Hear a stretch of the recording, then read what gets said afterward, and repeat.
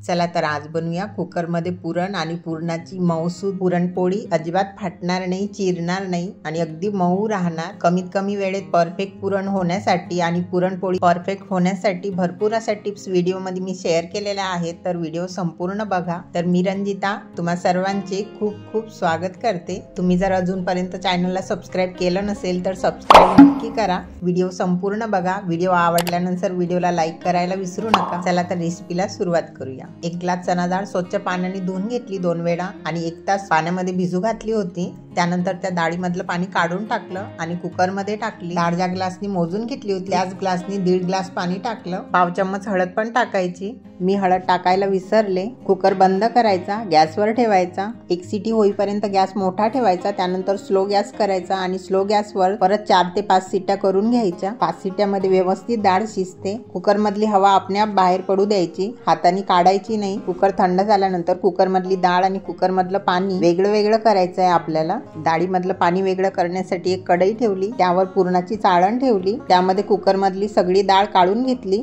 डाळीमधलं पूर्ण पाणी झरू द्यायचं, झारून घ्यायचं।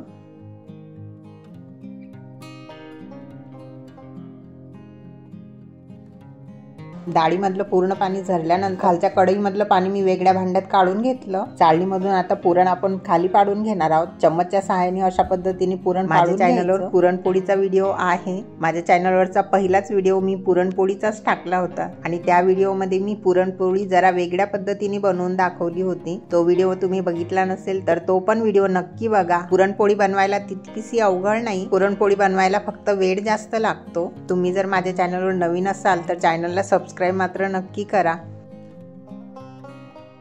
डाळ व्यवस्थित शिजलेली असली, परफेक्ट शिजलेली असली ना तर पुरण चाळणीमधून पाडायला फार काही वेळ लागत नाही। पुरण छान अशा पद्धतीने चाळणीमधून पाडून झालं।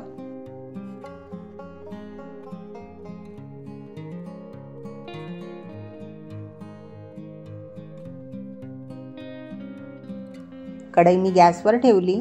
1 चम्मच विलायची पावडर टाकली, थोडंसं जायफळ किसून टाकलं। जायफळ आणि विलायची पावडर टाकल्यामुळे पुरणाची टेस्ट खूप छान येते आणि जायफळ आणि विलायचीमुळे पचायला पण पुरण हलकं होते। पुरणासाठी जेवढी डाळ घेतली होती ना तेवढी साखर पण घ्यायची। मी 1 ग्लास डाळ घेतली होती तर 1 ग्लास साखर घेतली। साखर कढईमध्ये टाकून सगळं साहित्य मिक्स करून घ्यायचं। साखर जसजशी गरम होणार तसतसं साखरेला पाणी सुटते आणि मिश्रण पातळ होते।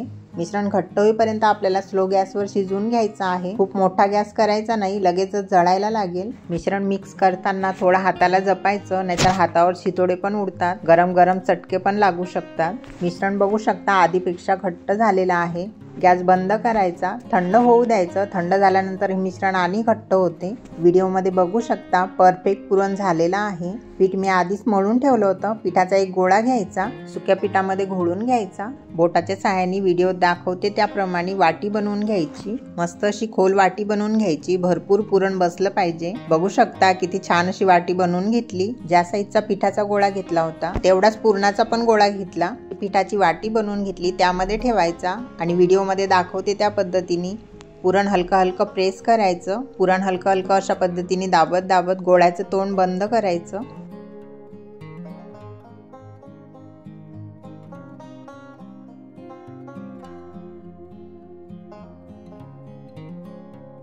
पुरण भरून झाल्यानंतर पीठ जर वर एक्स्ट्रा असेल तर ते अशा पद्धतीने काढून टाकायचं। अशा पद्धतीने दाबून घ्यायचं। पुरण सगळीकडे छान असं फैलवून घ्यायचं। आधी हातानेच पसरवून घ्यायचं, हाताने हलकं हलकं दाबून छान असं पसरवून घ्यायचं। त्यानंतर कोरडं पीठ लावायचं।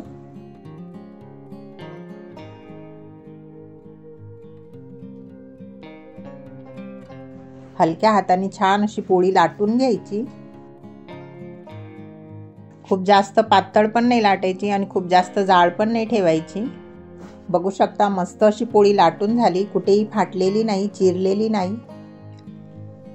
तवा मीडियम गरम झाल्यानंतर त्याला थोडंसं तूप लावायचं, त्यानंतर पोळी टाकायची।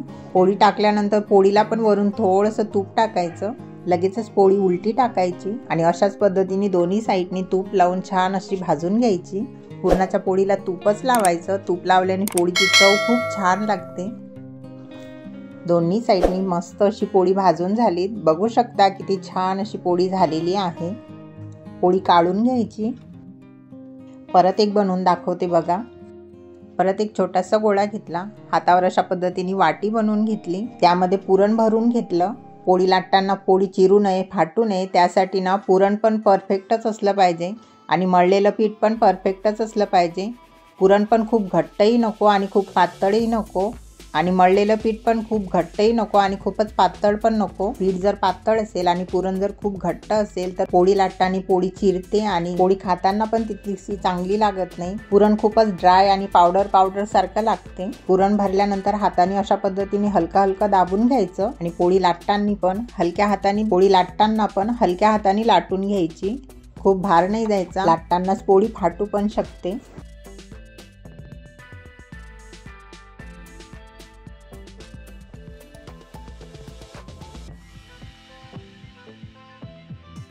लाटलेली पोळी हळूच हातावर अशा पद्धतीने उचलून घ्यायची, हळूच अशा पद्धतीने तव्यावर टाकायची। पोळी टाकायच्या आधी कधी पण तेल टाका, म्हणजे पोळी तव्याला चिपकणार नाही। पोळी तव्यावर टाकल्यानंतर लगेचच थोडंसं तूप टाकलं, लगेच पोळी पलटी करून घेतली आणि बघू शकता पोळी किती छान दिसत आहे, अगदी कुठेही फाटलेली नाही, चिरलेली नाही।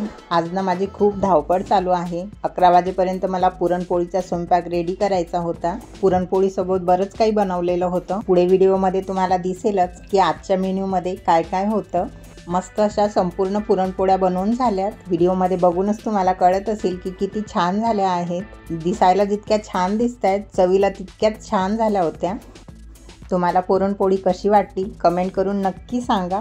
पुरणपोळी सोबतच बनवला होता मी भात, मटर पनीरची भाजी, साराची आमटी बनवली होती आणि खीर बनवली होती। एवढं सगळं मला 11 वाजेपर्यंत बनवून तयार करायचं होतं, तर बाकीचा व्हिडिओ मी शूट केला नाही। आपल्या चॅनलवर मटर पनीर, आमटी आणि खीर ह्या तिन्हींचे व्हिडिओ आपल्या चॅनलवर अपलोडेड आहेत, ते व्हिडिओ नक्की बघा आणि रेसिपीज तुम्हाला कशा वाटल्या कमेंट करून नक्की सांगा। पुरणपोळी आजची थाली तुम्हाला कशी वाटली कमेंट करून नक्की सांगा। व्हिडिओ आवडला असेल तर लाईक करा, सबस्क्राईब केलं नसेल तर सबस्क्राईब नक्की करा। सबस्क्राईब बटनच्या बाजूने जे बेल आयकन आहे त्याला पण प्रेस करा, म्हणजे मी नवनवीन व्हिडिओ टाकेल तेव्हा तुम्हाला नोटिफिकेशन येईल। चॅनलला असाच भरभरून सपोर्ट करा, भरभरून प्रेम द्या।